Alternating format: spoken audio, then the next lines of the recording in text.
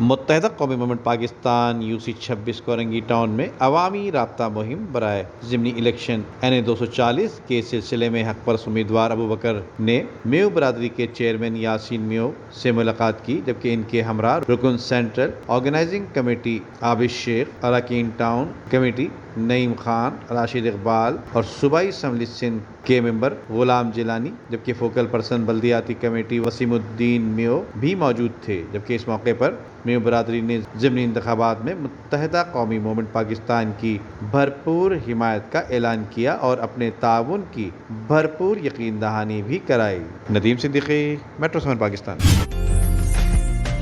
उम्दा में पकाएं और जी भर के खाएं।